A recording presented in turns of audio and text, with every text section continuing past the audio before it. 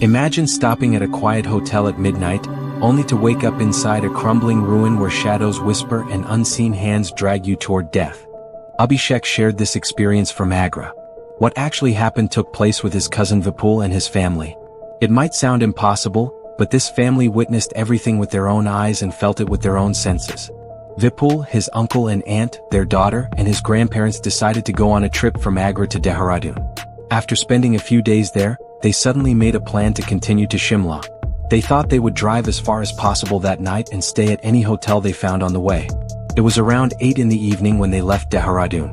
The distance to Shimla was nearly 230 kilometers. It was mid-October, the air was cool, and a thin fog began to spread across the road. By 11:30 p.m., the fog had thickened and visibility became low. So, Vipul started looking for a hotel along the way. All the hotels on Google Maps were far away. The roadsides were deserted. But around midnight, they noticed a small hotel with its lights on, slightly off the main road. It wasn't listed online, but it looked decent enough. Since the fog was getting heavier and it was late, Vipul decided to stop there for safety. They parked the car and went inside.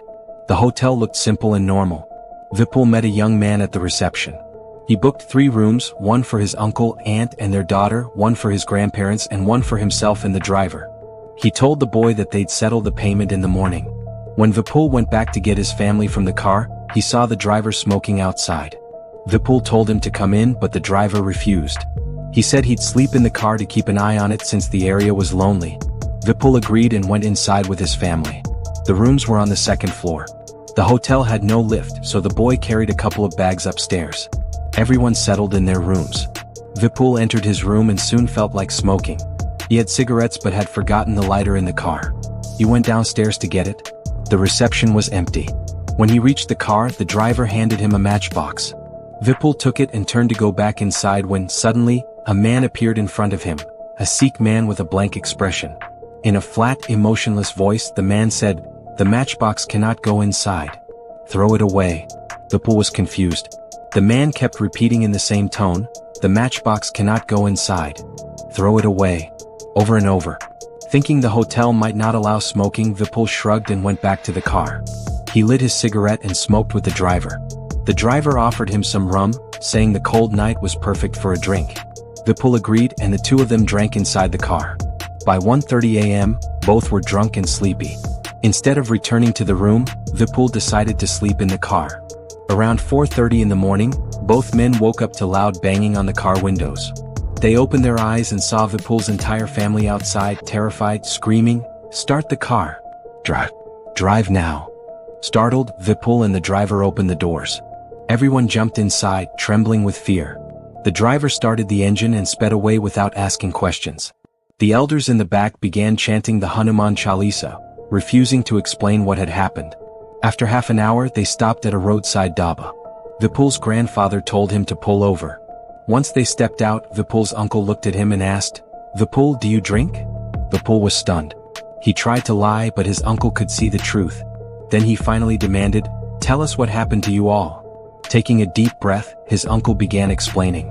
After everyone went to bed last night, they heard strange noises, zippers opening, footsteps, and whispers. Thinking it might be hotel staff trying to steal, Vipul's uncle shouted, "Who's there?" Suddenly, something jumped on his daughter, pressing her neck tightly. He switched on the lights, but no one was there. Just a shadow that vanished instantly.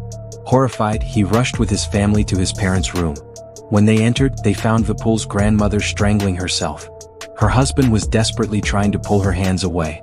Together, they freed her, and just then the lights went out. The beautiful hotel room they had seen earlier now looked like a ruined, abandoned building. Cracked walls, broken plaster, spider webs everywhere.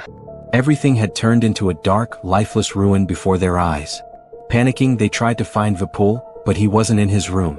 They shouted his name using their phone flashlights and began searching for him. But every staircase they took seemed to lead them deeper inside the decaying structure. No matter how many times they tried to go downstairs, they kept ending up higher, even reaching the unfinished 4th floor. And there, they felt something horrifying. It was as if unseen people surrounded them, shadows moving, whispering, pushing them toward the edge. They could feel bodies jumping one after another into the darkness below. A strange power seemed to control their minds, urging them to jump too, convincing them that it was the only way to escape. Just as they were about to lose control, Vipul's grandfather shouted, "Start chanting the Hanuman Chalisa." As their voices filled the air, the evil presence began to fade. The urge to jump disappeared. Guided by faith, they slowly made their way down. This time they finally reached the ground floor. But when they looked around, the reception area had vanished. The sofa, mirrors, lights, everything was gone. It was just a broken, abandoned building. Somehow they ran out, found their car, and drove away to safety. When they told this to the dhaba owner nearby, he refused to talk, asking them to leave immediately. But at another dhaba, a waiter finally revealed the horrifying truth. That hotel, he said, had been cursed for years. 2 partners had built it, one of them a Sikh man. The other killed him inside the hotel to take full ownership. Later he too jumped from the 4th floor and died. Since then, everyone who tried to complete or stay in that building met the same fate. Workers, caretakers, and travelers had all jumped to their deaths from that same floor. Hearing this, Vipul's family realized they had barely escaped a fate sealed by a restless spirit. Later, a priest confirmed that what they saw was a chalawa, a deceptive illusion created by dark energies. And that is how an entire family lived through one of the most terrifying nights imaginable, trapped inside a haunted illusion that nearly claimed their lives.